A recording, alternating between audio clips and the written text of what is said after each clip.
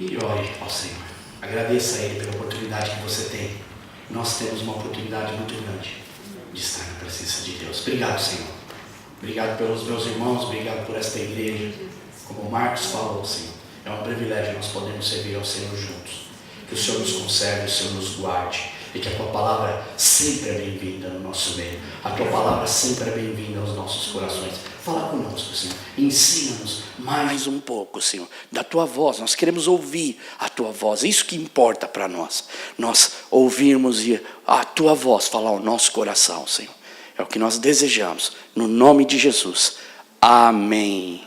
Glória a Deus. Bem, nós já temos falado, já desde semana passada, vocês repararem, nós falamos sobre a questão de identidade. E as palavras que Deus tem colocado ao meu coração é sobre a questão de vida cristã. Vida cristã. Vida de um servo de Deus. E essa semana eu estava meditando na carta aos Efésios e de Paulo e também aos Colossenses.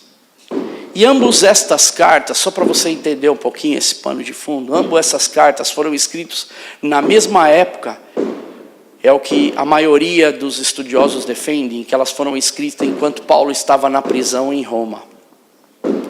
E provavelmente ele também estava preso a um soldado romano, enquanto ele aguardava, era uma prisão semiaberta, ou era uma prisão domiciliar, e dali ele não podia sair. E ele era então preso a esse soldado romano, e ali ele podia escrever suas cartas, mas ele não podia ir até o local. E chega notícias a ele de que a igreja, por exemplo, de Colossos, dos irmãos de Colossenses, eles estavam passando por alguns problemas internos. E é muito lindo, porque quando nós vemos que até isso Deus ele providencia, nós falamos, poxa, coitado de Paulo, estava ali preso, mas imagina, nós temos a relíquia, nós temos essa preciosidade que são as cartas que foram escritas porque ele não conseguia chegar nos lugares. Então hoje nós temos estas cartas. Ele poderia, se ele tivesse a liberdade de ir até lá, ter ido e resolvido o problema, falado com os irmãos e não ter escrito as cartas. Às vezes por locomoção, às vezes por não poder ter ido até o lugar. Então essas preciosidades que a gente tem na mão hoje, está na nossa Bíblia, são cartas lindíssimas que nós aprendemos muito. Por exemplo, a igreja aos Efésios fala de todos os crentes, de todos os cristãos. E ali ela apresenta esses cristãos como o corpo de Cristo. E se você pegar, por exemplo, já em Colossenses, apresenta a cabeça do corpo, que é Jesus Cristo. Em Efésios, a igreja de Cristo é o tema central. Em Colossenses é trazido à evidência a igreja, que Cristo, ele é a cabeça da igreja. Note que ambas as cartas, uma se completa a outra, elas têm tudo a ver, porque não tem corpo sem cabeça. Não é? A gente tem a história aí do cavaleiro sem cabeça, né? No reino de Deus não tem. Se Jesus ele é a cabeça, nós somos o quê? O corpo. Mas nós somos o corpo da cabeça que se chama Cristo. Dá para entender a sequência de como Paulo ele fala, como ele apresenta. E ali naquela igreja, por exemplo, dos Colossenses, eles estavam com um sério problema. Porque dentro da igreja estava se instalando o sincretismo religioso. A religião judaica, a religião grega, a religião oriental, eles estavam trazendo ensinamentos para dentro da igreja. E Paulo levou a declarar então essa verdade, que ela deve ser vivida e seguida por verdadeiros cristãos. E também ele fala da soberania absoluta de Cristo nas vidas de todos os que devem seguir o Evangelho. Então Cristo é a cabeça, Cristo nós somos o corpo dele, fazemos parte, e Jesus está em nós, o Espírito Santo está em nossa vida. E a igreja, ela é esse retrato fiel da glória de Deus, ele é o retrato fiel do nosso Senhor Jesus Cristo. E tudo isso deve afetar a nossa vida, porque onde Cristo é tudo, em todos, o próprio Paulo, ele declara isso. E eu queria que você abrisse para a gente entender, porque a gente vai estar falando isso por algum tempo, Hoje eu quero dar uma pincelada, uma introdução, porque é muito interessante a gente fazer esses estudos para nós nos fortalecermos na questão de vida cristã. Efésios 4, de 14 a 20. O propósito é que não sejamos mais como crianças, levados de todo lado para a outro pelas ondas, nem jogados para cá e para lá por todo o vento de doutrina e pela astúcia e esperteza de homens que induzem ao erro. Antes, seguindo a verdade em amor, cresçamos em tudo naquele que é o cabeça, Cristo. De todo o corpo ajustado e unido pelo auxílio de todas as juntas, cresce e edifica a si mesmo em amor, na medida em que cada parte realiza o que? Essa função. Está falando do corpo de Cristo. Efésios. Assim eu lhes digo, e no Senhor eu insisto, que não vivam mais como gentios, que vivem na futilidade dos seus pensamentos. Eles estão obscurecidos no entendimento e separados da vida de Deus por causa da ignorância em questão, devido ao endurecimento de seus corações, tendo perdido toda a sensibilidade, eles se entregaram à depravação, cometendo com avidez toda espécie de impureza. Olha o último versículo, diz: Todavia, não foi assim que vocês aprenderam de Cristo. Agora abre Colossenses, capítulo 3, versículos 10 e versículos 11.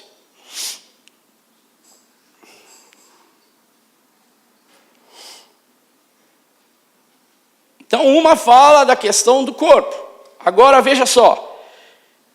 Colossenses 3, 10 e 11. E vos revestistes do novo, que se renova para o conhecimento segundo a imagem daquele que o criou, onde não há grego, nem judeu, circuncisão, nem incircuncisão, bárbaro, cita, servo ou livre. Mas Cristo é tudo em todos. Percebe a cadência, percebe o estilo daquilo que Paulo ele está querendo ensinar para aqueles irmãos. Há um professor que já faleceu no final do ano de 2016, muito conhecido no Brasil, Russell Shedd, e ele é um grande doutor na questão de Novo Testamento. Eu confesso que eu já ouvi muitas pessoas ensinando sobre o Novo Testamento, mas Russell Shedd, para mim, ele é um homem que ele tem uma profundidade muito legal.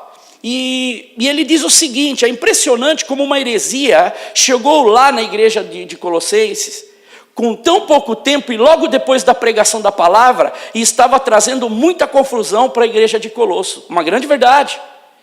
Devemos estar sempre atentos quais são as doutrinas novas que estão chegando e suas aplicações. O que isso vem para dentro da vida cristã. Nós estamos falando que tudo que a gente ouve, tudo aquilo que a gente acaba absorvendo, ela acaba, de um certo modo, afetando o nosso caminhar com Deus. Porque a gente começa não só a pôr em dúvida algumas coisas em questão da palavra de Deus, como também nós começamos a misturar aquilo que deveria ser correto. É um fermento que vai levedar a massa. E é interessante porque aqui eram pré-gnósticos, o gnosticismo estava entrando. Isso era como eles pregavam que, por exemplo, um Deus que era distante do povo, bem diferente do que Paulo tinha pregado. Jesus está perto de nós. Nós vamos comemorar no Natal agora o Deus Emanuel. Jesus conosco, Deus conosco. Mas essa doutrina estava entrando além das outras doutrinas e além do judaísmo lá dentro. Um Deus distante, que ele emana o quê? Como se fosse o sol. A gente pega somente raios dele, mas na verdade a gente não tem esse poder de Deus na nossa vida. Vê como isso começa a acabar atrapalhando a vida do cristão, porque ele não acaba vivendo Jesus ou o próprio Deus ou o Espírito Santo de Deus na sua totalidade. E aí, por isso, nós vamos começando a ver a vida das pessoas uma salada mista hoje.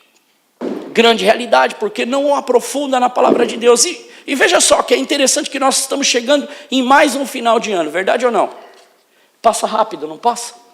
Parece que foi outro ano que a gente estava, agora recentemente que a gente estava fazendo planos, que a gente estava programando, e geralmente a gente começa a perceber isso. Sabe quando foi que eu me dei conta do final do ano? Quando eu não sei quem, mas provavelmente alguém aqui da igreja postou sobre o Winter Wonderland. O que é o Winter Wonderland? É aquele evento que tem no final do ano aqui. Quando postou aquilo, eu falei, nossa, mas não, está longe ainda o Winter Wonderland. Mas quando eu vi, já estava chegando. Gente, está acabando o ano. Passou o ano, e é muito interessante que algumas pessoas falam, eu começo a pensar no final do ano, automaticamente, festas de Natal, Ano Novo, mas começam a fazer planos para o próximo ano.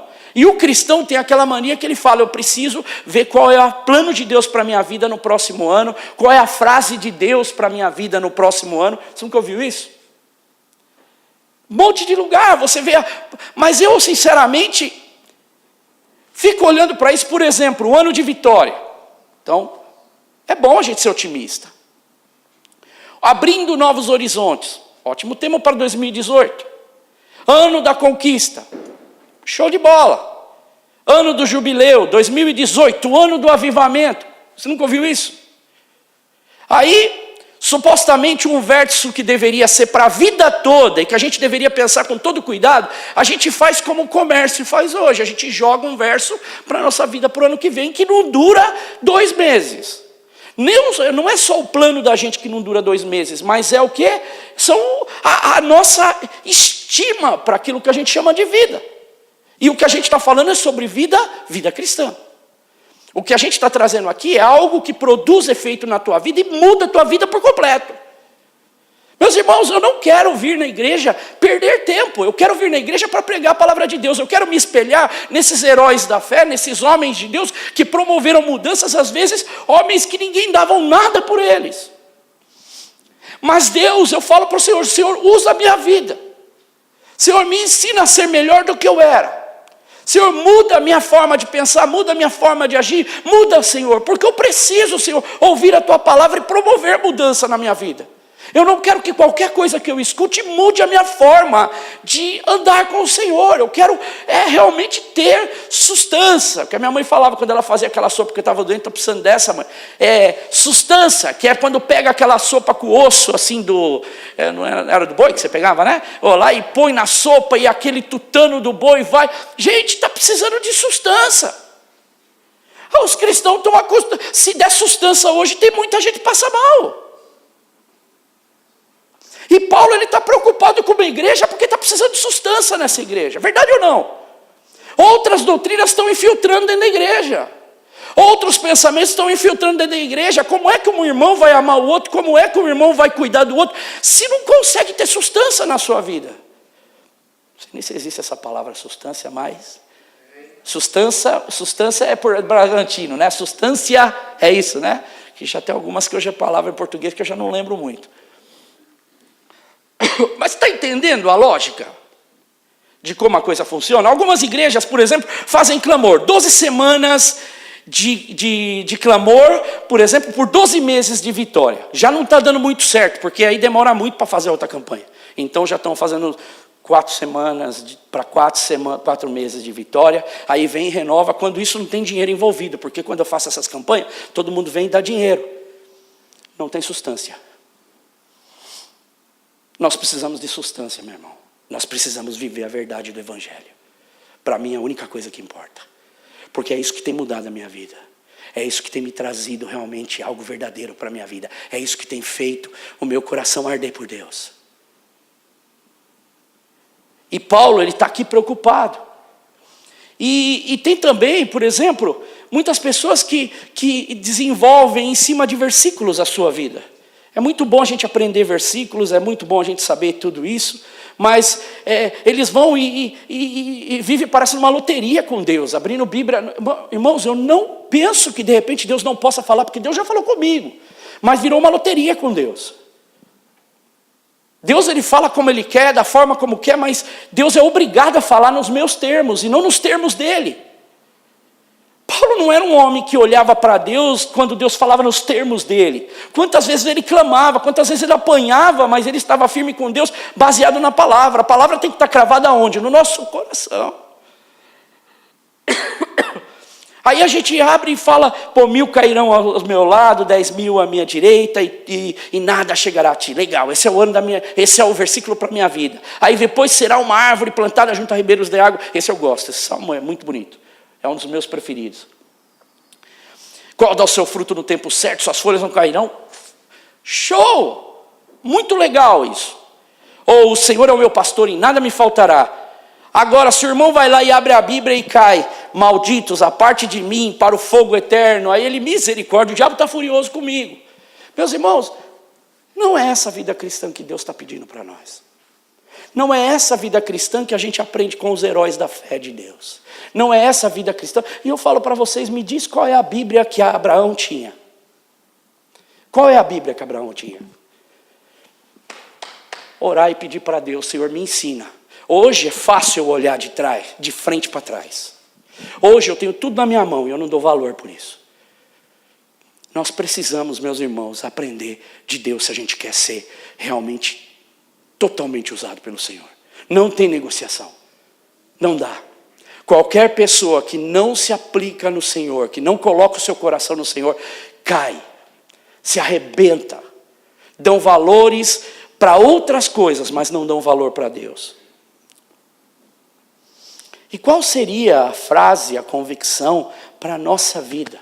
Agora eu quero falar vida cristã. E esse versículo talvez vocês vão ouvir agora por algum tempo. Hoje eu só quero falar um pouquinho. Abra Colossenses 3, 23 e 24. Enquanto eu tomo uma aguinha. A voz está boa, está indo bem.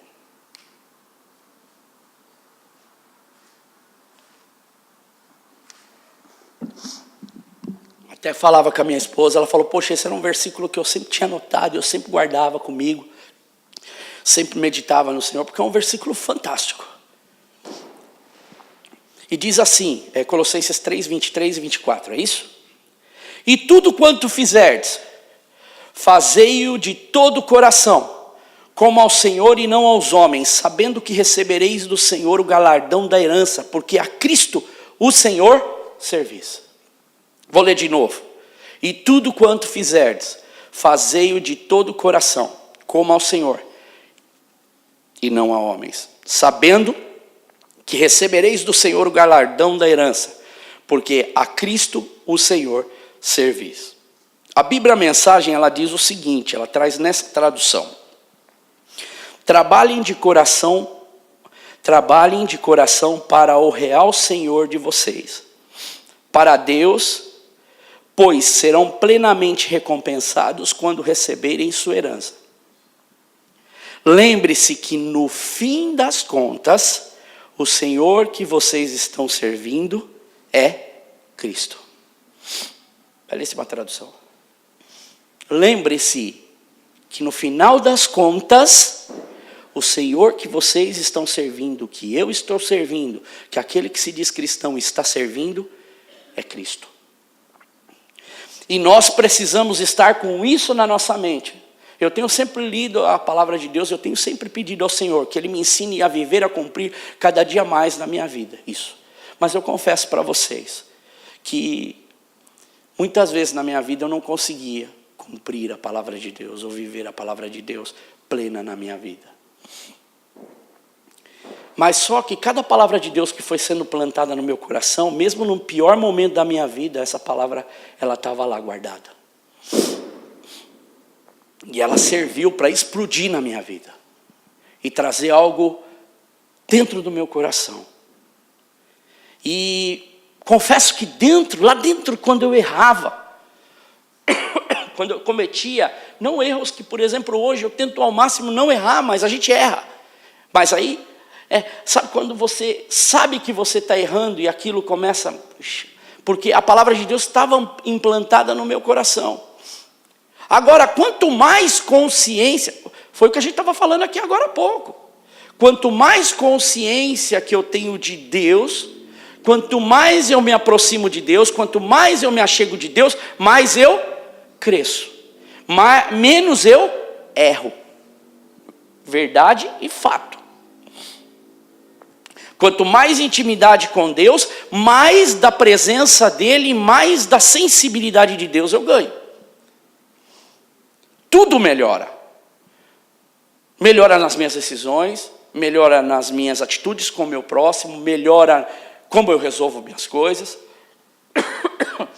E falando, por exemplo, de homens de Deus e homens da fé, essa semana me veio muito a leitura sobre Moody. Moody foi o maior evangelista de todos os tempos.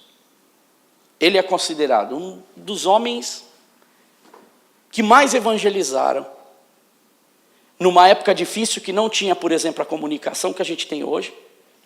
E Moody era do século XIX, um americano.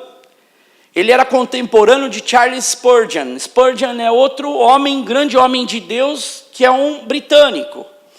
E ele esteve um dia, Moody, já estava servindo muito a Deus. Então ele vem de uma família simples. A sua mãe, ela ficou viúva, cuidou dele. A sua mãe ensinou ele na palavra de Deus. Ele teve uma infância difícil. Ele foi sempre um homem que buscava no Senhor algo diferente. Ele buscava ter algo diferente de Deus. Só que o tempo foi passando e aos poucos, mesmo quando ele trabalhava, por exemplo, numa sapataria, ele começava a querer fazer a obra de Deus, mas ele não conseguia fazer tudo aquilo que ele desejava no seu coração, e ele entendia as dificuldades por que ele passava. E ele foi uma busca constante na vida dele. É interessante você ler a história, por exemplo, de Moody, que você vai ver um homem em constante busca pelo Senhor. E ele já estava fazendo muitas coisas. Ele costumava ir nos teatros, por exemplo, era muito comum na época dele, aonde eles iam fazer os cultos, deles alugarem os bancos. Então eles compravam os bancos. E ele ia e comprava os assentos. Ia na rua e buscava as pessoas e trazia as pessoas e colocava as pessoas sentadas. Chegou um tempo que ele lotou assim um pedaço todo. Ele saía e ia buscar pessoas que estavam por todos os lados. Só que uma vez Moody, em 1867, ele tinha um desejo muito grande de ouvir uma pregação de Spurgeon. Ele ouvia muito sobre um homem de Deus. Nós estamos falando de homens de Deus. Nós estamos falando de Paulo. Nós estamos falando de heróis da fé. Os heróis da fé não são somente os heróis da fé que a gente tem de Hebreus, mas a Bíblia diz que continua com muitos outros heróis da fé.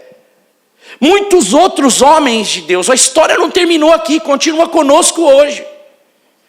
Vida cristã é nós sermos o próximo herói da fé. Vida cristã é nós sermos o próximo homem usado por Deus. Porque o evangelho de Cristo, ele é a nossa cabeça e nós somos o corpo desse Cristo. Como todos esses homens foram. E o interessante é que ele vai aqui em Elephant Castle. E ele vai naquele Metropolitan Tabernacle. E ele ouve o pregador Spurgeon. E aí ele aproveita, ele vai até George Miller, que é o outro evangelista, que estava em Bristol. Ele tinha o quê? Muitas, como é que eu posso dizer? Orfanato. E ele também, e o interessante é que isso exerceu, a autobiografia desse homem, exerceu muita influência na sua vida. Ele já estava sendo influenciado não só pelo Espírito Santo de Deus, mas o Espírito Santo de Deus que foi sendo passado por outros homens de Deus. E um dia, inclusive ele gostava muito de John Bunyan, que é o que fez O Peregrino.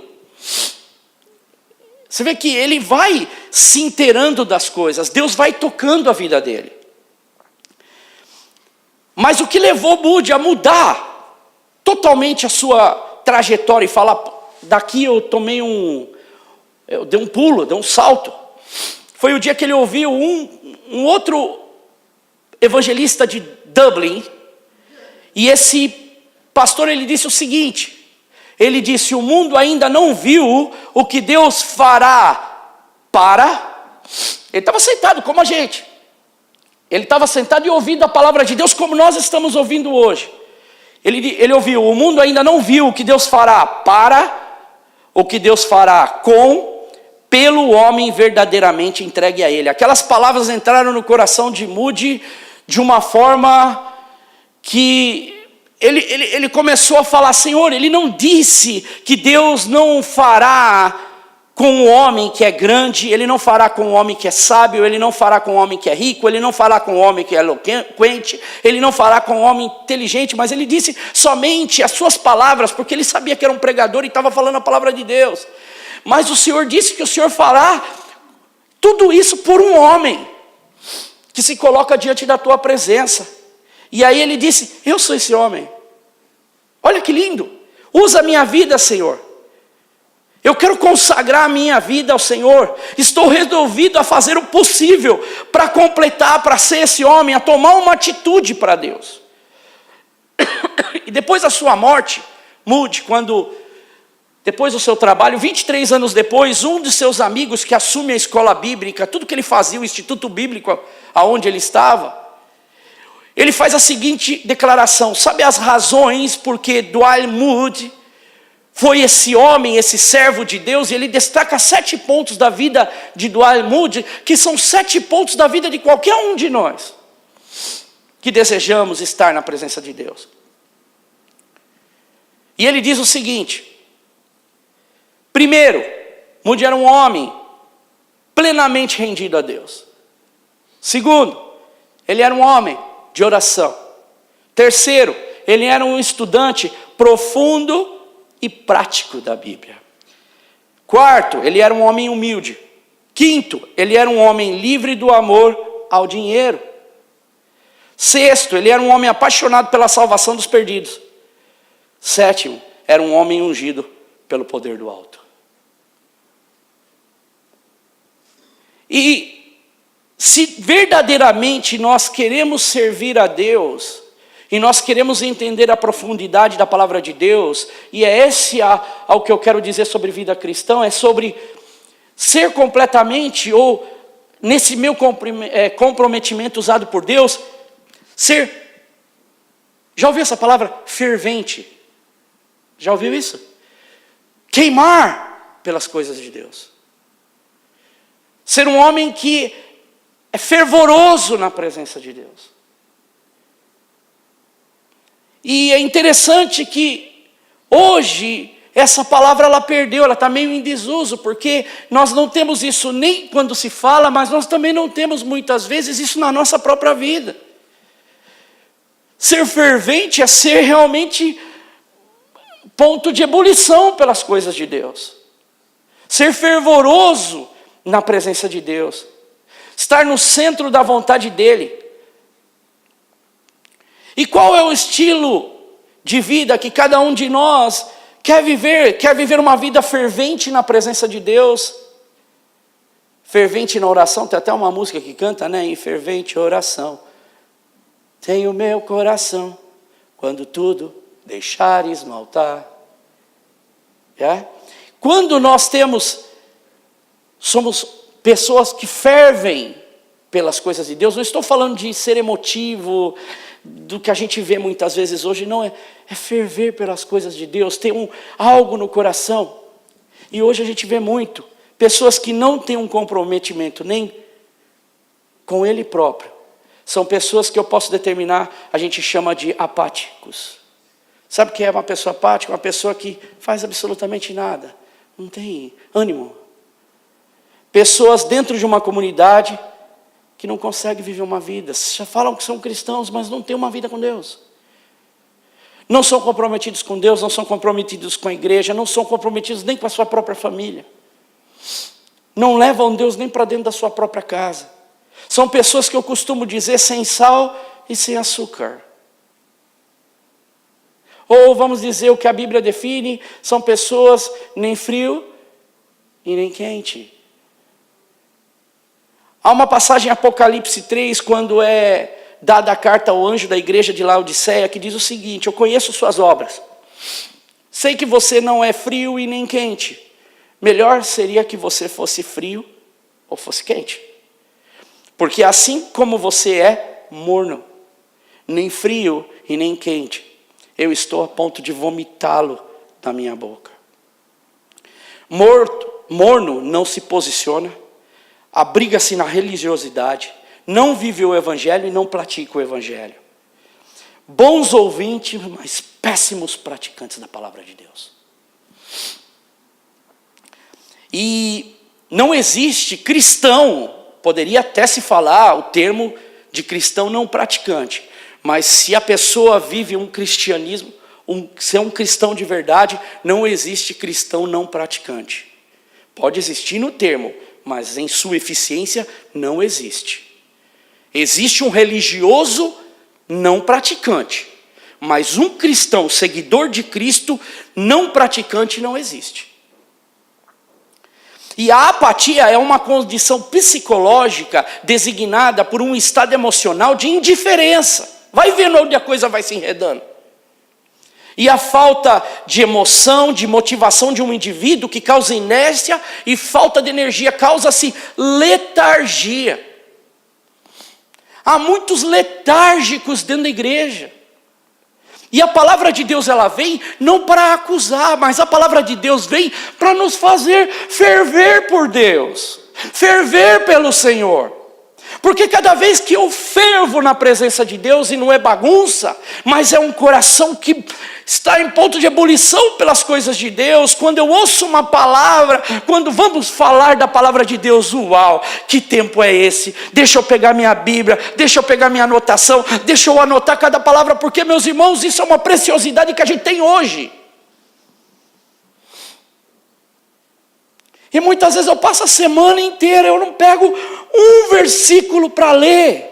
E eu espero que Deus faça milagre na minha vida. O maior milagre da tua vida é você pegar a Bíblia para ler. É você falar, eu sou um cristão, eu carrego essa bandeira e eu vivo essa verdade na minha vida. Então é hora de nós despertarmos para isso. Porque se nós queremos ver algo de Deus e as bênçãos de Deus, as bem-aventuranças acompanham aquele que anda no caminho de Deus, é simples, é seguirmos a vontade de Deus. That's it. E às vezes a gente fala, Senhor, eu não posso, eu não estou bem, a minha condição física, a minha situação. Eu vou dar um exemplo para você. Se vamos falar de heróis da fé, os irmãos aqui já conhecem o Ladislau, já apresentei o Ladislau. Alguns não conhecem, era o diácono da minha igreja lá, quando eu era pequenininho. Eu vou apresentar outra pessoa para você que para mim é um grande herói da fé para mim. Eu conheci um senhor que ele trouxe a família inteira dele para a igreja. Os netos deles andavam comigo, tocavam comigo, tenho conversa com eles até hoje. Para mim, esses são os meus heróis da fé.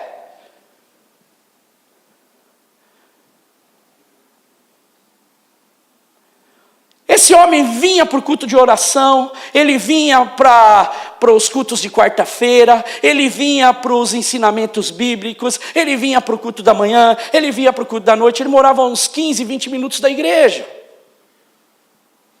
E ele sempre desejoso. E eu falo, se eu falo uma questão, quando eu preparava a palavra fervente, esse era um homem fervente por Deus.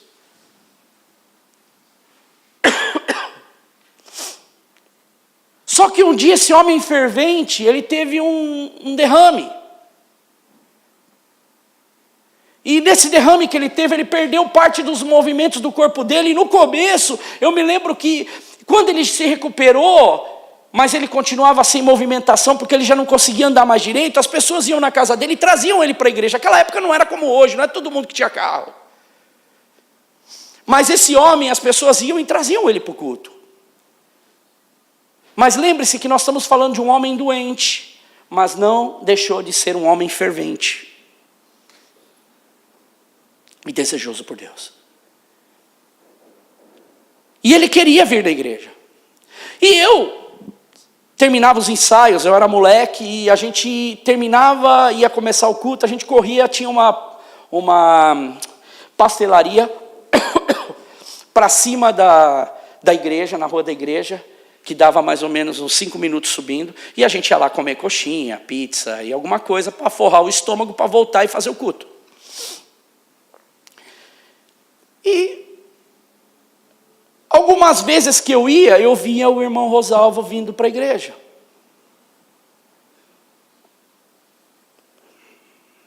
Eu acredito que eu ainda estou indo rápido demais. Eu comia minha pizza, eu fazia a minha refeição. 15, 20 minutos depois eu descia, ele andava uns 10 metros. Ele morava uns 15 minutos da igreja. Ele saía praticamente 2 horas antes para vir. O irmão Rosalvo era um homem de Deus que fervia por Deus. Eu subia para ir para Vista Alegre, lá para pegar o ônibus para ir fazer um trabalho. Durante o dia era culto de oração. O irmão Rosalvo vinha para a igreja para orar. A velocidade mínima. Porque ele não queria incomodar as pessoas. E ele vinha. Os meninos da igreja, e muitas vezes eu, quando estava descendo, parava para conversar com eles e ficávamos sem graça de tentar acompanhar. É doloroso você acompanhar e poxa, o culto está para começar, ou o ensaio vai começar, e eu estou aqui no passo do irmão Rosalvo, eu catar ele no colo, não dava para levar o irmão Rosalvo lá. E faltava daqui, nem na estação, faltavam uns 50, 60 metros para ir para a igreja. Mas o irmão Rosalvo iria levar mais ou menos 1 hora para chegar lá. E sabe o que a gente fazia? A gente passava do outro lado da rua para não ter que ficar falando com ele e deixar ele ruim. Porque eu não iria acompanhar o irmão Rosalvo. Mas ele ia para a igreja. Ele ia lá para orar. Ele ia lá para servir ao Senhor. Ele ia para ouvir a palavra de Deus, porque ele era um homem que fervia. Era fervente no Senhor. E esse homem fervente muitas vezes não tinha carona para voltar para casa. Então o mesmo percurso de 2 horas que ele levava para ir, ele iria gastar. Lembra disso, mãe? Esses são os heróis da fé que a gente tem. Talvez você tenha um na tua família.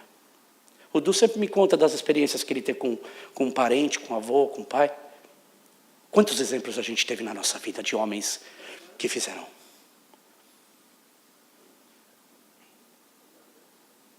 Quantos exemplos você teve na sua vida de homens que eram ferventes por Deus e que viviam uma vida cristã de verdade?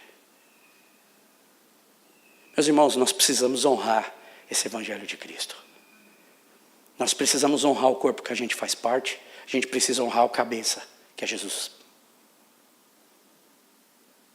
Se a gente não fizer isso, de nada vale. Se eu fosse falar de vida cristã, seria muito legal eu vir falar de um monte de outras coisas. Mas eu não poderia deixar de falar do que é ter uma vida cristã que ferve dentro da gente, quando alguém está precisando.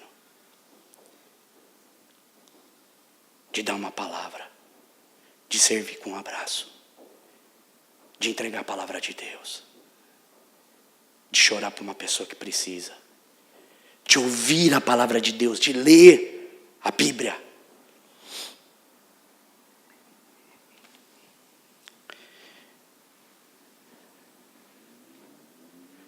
E Lucas 6, 43 e 49, era algo que eu já até comentei isso aqui. Esse versículo ele volta, ele começa a me rebater, eu começo a me remoer nisso daqui. A Bíblia diz, Jesus falando, ensinando, não é? Nenhuma árvore boa dá fruto ruim. Nenhuma árvore ruim dá fruto bom.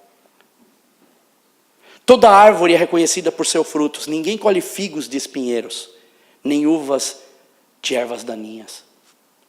Um homem bom, ele tira do bom tesouro que está em seu coração, mas um homem mau tira coisas maus que está em seu coração, do mal que está em seu coração.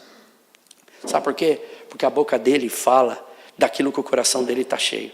E é interessante porque Jesus ele para e faz uma pergunta aqui, enquanto ele está falando. Por que vocês me chamam de Senhor, Senhor, e não fazem o que eu digo?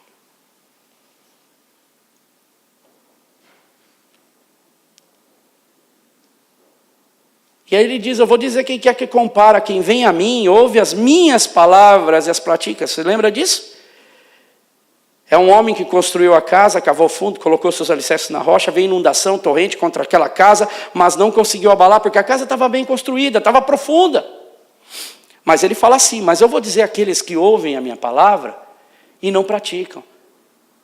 Eu vou dizer àqueles que muitas vezes a palavra não queima e não ferve dentro do seu coração. É semelhante a um homem que construiu a sua casa sobre o chão sem alicerce, de qualquer jeito. No momento em que a torrente veio contra aquela casa, ela caiu e foi a destruição.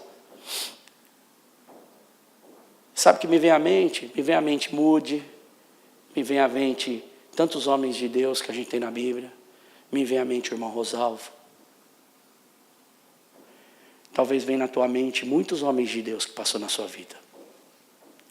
E Moody ele diz o seguinte, quem não se torna uma árvore que produz fruto, tornar-se-á um galho para a fornalha.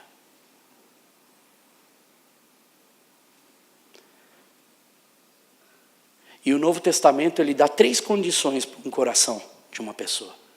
Você lê o Novo Testamento, basicamente é isso que você vai aprender. Primeiro, existem corações frios. Mateus fala muito sobre isso. Mateus 24:12 diz: devido ao aumento da maldade, o amor de muitas pessoas vai esfriar. Segundo, corações quentes, que fervem por Deus. Terceiro, corações mornos. E eu gosto dessa palavra no inglês, lukewarm.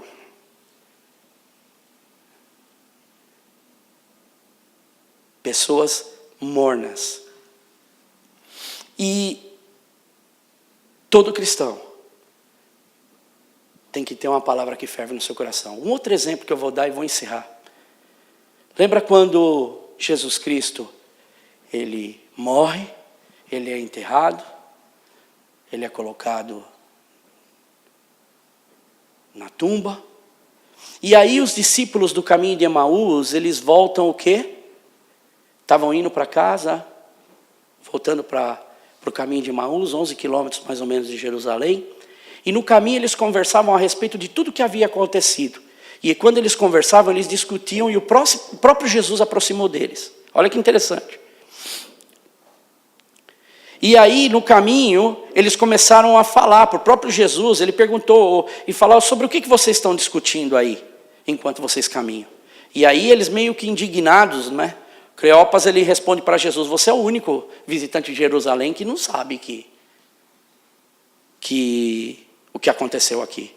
A visão deles tinha tapado, eles não conseguiam reconhecer Jesus. Mas era de propósito. E aí vai vendo, Jesus fala assim para eles: que coisas? O que aconteceu? Conta para mim que eu não sei. E aí eles contaram, aconteceu com Jesus de Nazaré, e fala tudo o que aconteceu, ele morreu, tal. Mas olha interessante, Jesus começa a falar com eles, e Jesus começa a ir lá nos profetas, Jesus começa a ir no tempo de Moisés, e começa a mostrar que ele era o Jesus que viria a ver. Ele começa a entregar o quê? A palavra que ferve, a palavra que produz algum efeito. E aí, continua, então eles viam que Jesus estava falando, eles falaram: fica com a gente, dorme com a gente essa noite, fica aqui com a gente. E Jesus vai e fica com eles ali. E Jesus ceia com eles. Aí agora, veja só, no versículo 31 desse capítulo, diz o seguinte, que os olhos deles foram abertos. Agora os olhos deles foram abertos. E eles reconheceram a Jesus, e Jesus desapareceu dele. E aí, na sequência diz, e um perguntou ao outro, isso antes do olho dele ser aberto: não estava ardendo nos nossos corações, dentro de nós, enquanto ele falava no caminho e nos expunha as Escrituras? Uma pessoa que ferve por Deus, meus irmãos, produz realmente algo que queima. Uma pessoa que ferve por Deus, uma palavra dada, ela não é simplesmente uma palavra dada. Nós precisamos ser cristãos, como o próprio Cristo ensina. Ele fala das Escrituras, fala da palavra, e isso ferve na nossa vida. Mas primeiro, para essa palavra ferver na vida de qualquer pessoa, ela tem que primeiro ferver aonde? No nosso próprio coração. E se eu falo essa palavra para vocês hoje, essa palavra é para mim. Porque cada dia mais eu tenho que buscar em Deus. E eu me lembro que eu sou uma experiência disso. Há 17, 18 anos atrás, eu estava vivendo uma experiência, praticamente 30 anos de idade. Uma vida meio sem sal e sem açúcar. Uma vida sem muito a dizer, um cristão que não tinha um caminhar com Deus. E eu ouvi um pastor, uma palavra um dia, o dia que... sabe quando Deus fala diretamente, como falou com o Moody, como falou com muitas pessoas? Aquele dia, Deus falou diretamente comigo. E se hoje vocês estão me vendo aqui, talvez pregando, fazendo a vontade de Deus, é porque um dia algo borbulhou na minha vida, algo ferveu. E me fez não ser aquele rapaz que quando perguntavam para ele: você fala legal, você vai ser um pastor, porque eu saía com meus irmãos, a gente ia cantar, e eles falavam: você vai ser um pastor. Sabe qual era a minha resposta, meu irmão? É prova, sai fora. Não quero ser pastor, não. Eu estou satisfeito de vir com os meus irmãos, a gente canta, chega no final, a gente vai embora para a nossa casa. Eu achava que era esse o plano de Deus e que eu estava servindo a Deus. Mas quando a palavra de Deus ela ferve no nosso coração e a gente começa a ferver por Deus, algo diferente começa a acontecer. Talvez esse pode ser hoje o seu dia. Talvez hoje pode ser a decisão que você pode falar para Deus: Deus, eu quero realmente ter uma experiência diferente com o Senhor. Tem muitos cristãos que fazem a simples pergunta: será que ser cristão é exatamente isso que eu estou vivendo? Será que ter experiência com Deus é só isso que eu estou vivendo? Não, meu irmão. Experiência com Deus é algo que não tem explicação. A gente pode contar exemplos, mas a gente não pode dar explicações, não há como. Porque a experiência de Deus é individual, dentro do plano de Deus com cada um de nós. Para que nós possamos entender. Fale da palavra de Deus. Ferva pelo Evangelho de Deus. Ferva pelo Senhor. Mas tome posse dessa oportunidade que você tem de ser corpo de Cristo. E de viver. E que as palavras desse Evangelho seja a mesma resposta que esses homens. Não estava ardendo o nosso coração enquanto eles nos expunham as Escrituras. Para que nós possamos crescer cada dia mais. Moody, ele foi diretamente usado. O cálculo que se faz, e são vários outros homens de Deus, século XIX, que ele levou, através de ser um instrumento de Deus, 500 mil de pessoas para Jesus. Diretamente. Agora, indiretamente, essas 500 milhões de pessoas, quantas outras não levaram? Nós somos frutos dessas palavras, nós somos frutos desses ensinamentos e nós precisamos dar continuidade, porque isso está no gene daquele que serve a Deus e daquele que é cristão. Vida cristã é ser fervente por Deus e que nós possamos viver ferventes por Deus em cada experiência de cada dia. Amém? Convido você a se colocar de pé. E eu gostaria de fazer uma oração juntamente contigo.